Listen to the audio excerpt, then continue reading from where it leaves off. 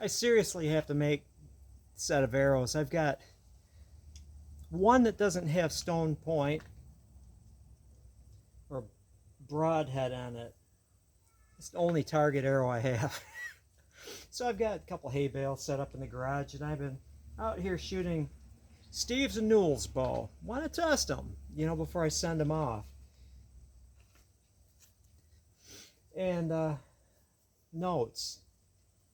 I'm going to leave Steve's strung for a while, because sometimes you get it, the string stretches and can't get like a constant brace height.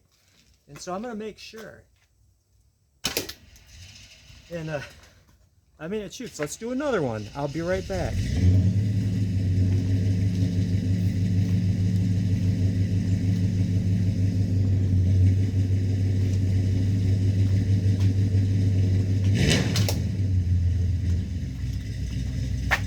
Shoots an arrow.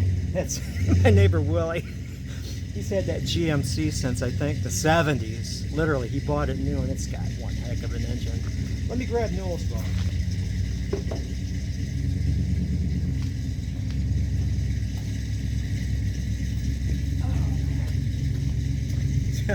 Got to repair. I have to put sinew right there where the foreshaft joins river cane. It's a joyous little bow, Newell. Now I'm going to pack that up this evening. My wife's going to send it out tomorrow. But yeah, I love it. It's a great little bow.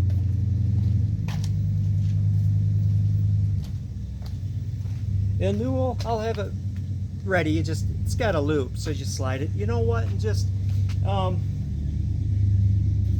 yank it back to the moon. You know, just go ahead and use it. It'll be fine. Keep it in the sun. So, I'm all that is man. It's a nice little bow. Let's see here. I have also. Hang on.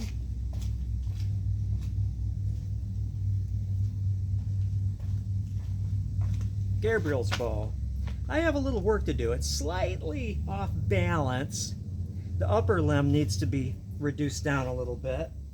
But all is fair in love and war. Oh, this is a little heavier than Newell's. It's the red oak version. And it's darn near. You can see that this limb needs to be reduced a little bit. Yeah, let me get my arrow.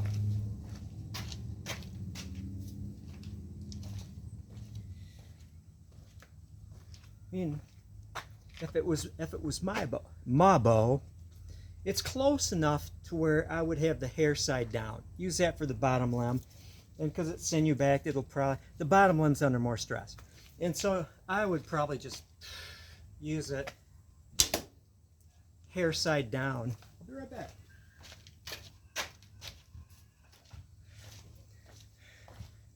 I get it, and I credit you for watching my videos.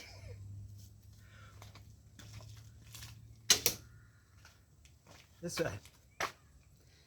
a neat little bow, and again, I don't know what it would be weight-wise. Enough to push an arrow really good. But yeah.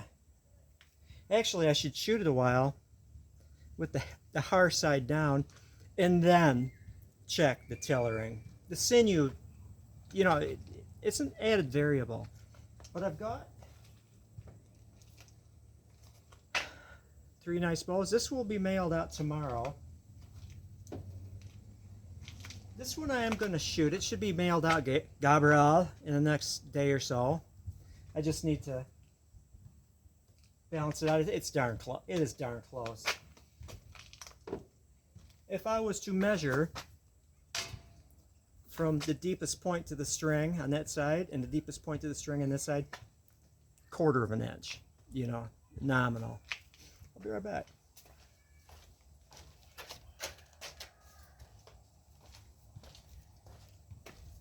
I like how that worked out with the dark banding from smoking it on Steven's bow.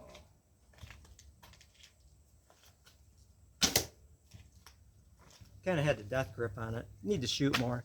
But yeah. Let's see how it works. I'm just going to leave it strung for a long time.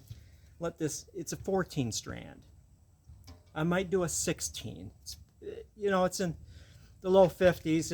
It'll work its way down to probably 50 pounds where he wants it after a while, in all honesty.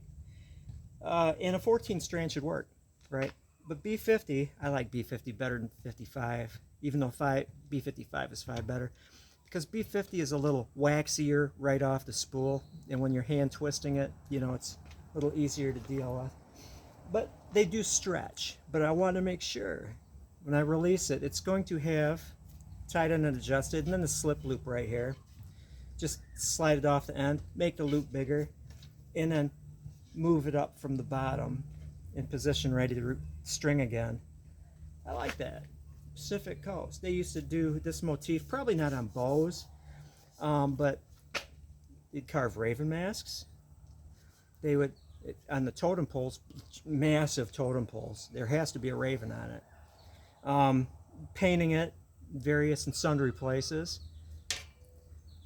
Actual real motif, real characters, each thing means something. Well,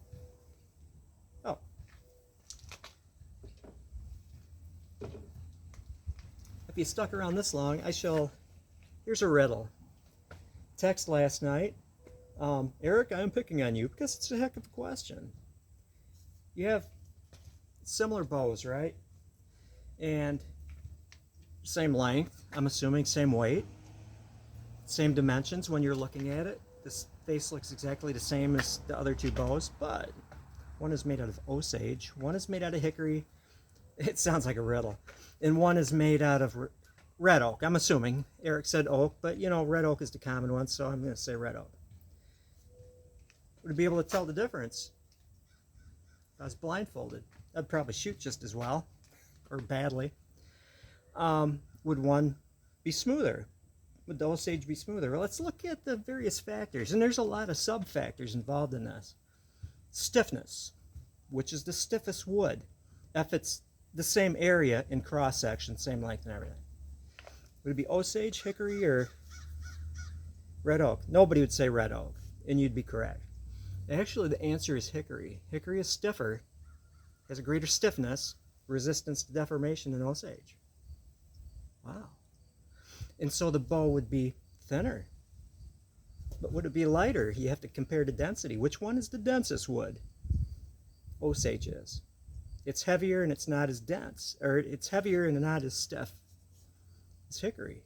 Oh, that's big. That's a double whammy. Red oak is it's close to the density of hickory, and it's close to the stiffness of Osage. So would you be able to tell the difference? I'm going to let you sort this out. You've got the stiffness, you've got the densities. So what do you think? Let's throw some riddles into it, though. When you look at the stats, wow, really greater stiffness, so there's less wood, and there's going to be then less weight because hickory is also less dense than Osage. Say that? Yeah. And so it's going to be there's going to be a lot less wood in it. It's going to be lighter, for a given draw weight. Why wouldn't people use hickory all the time? Well, there's other factors, of course. There's durability. Hickory is durable, maybe as durable as Osage. What other factors? Maybe the response to returning to its original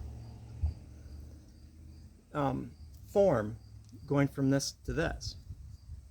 Now, I don't know that. Osage makes a wonderful bow. It's very durable. It's another factor. Let's see here, because there's so many factors. What about susceptibility to gain moisture from the atmosphere? Yeah. Hickory probably will gain more moisture from the atmosphere, which will lead to string follow. But maybe you can correct it. There's a lot of this is the right one, but heat, the fire hardening can take some of the edge off of that. And there's another factor. I'm throwing all these things in there, basically explaining why I don't know if I'd be able to tell the difference.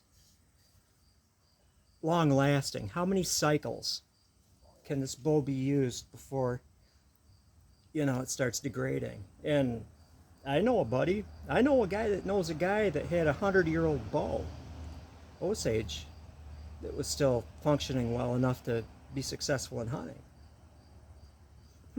That's a tough one. Let's add another wood. How about hard maple? I mean, if we're making bows, we have to think about all this stuff. Hard maple. And then I'm going to turn it around and then go back to like bow speed with different things. Hard maple, density less than Osage. Greater stiffness. And I believe faster response time returning to its original position than hickory. So what would be faster? Let's jump to longbows. You have well-constructed longbows. There was also a component of hand shock in that, but that's design of the bow and not necessarily material. Or draw weight. There can be very smooth shooting, no hand shock bows of high weights. Design.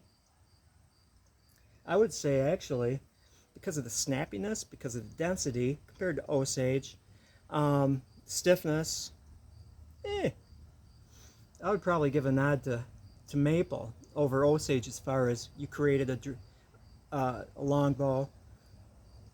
I'll say that the hard maple will be faster. I've seen that. I've made Osage and I've made hard maple. Not silver maple, not red maple, not mountain maple, not striped maple, hard maple. But let's look. Would you make a 60-pound regular size, 64, 66 inch hard maple unbacked longbow? I wouldn't. If it's a 55 to 60 pounds or more, you're risking it because it doesn't have the same resistance to breaking and tension that Osage does. So there's trade-offs. You'd have to sinew back it or rawhide back it if you wanted to have a medium to heavyweight longbow and hard maple. And you're adding weight and stuff like that, but still, the hard maple probably will have a faster cast because it's a lighter, less dense wood than Osage, which is a very heavy one. And then we're going to bounce back to, can you have a bow that will last 100 years in hard maple with the same amount of use as the Osage bow? Probably not. Again, durability is a factor. These are just thoughts. And I felt like picking on Eric, but I'm done.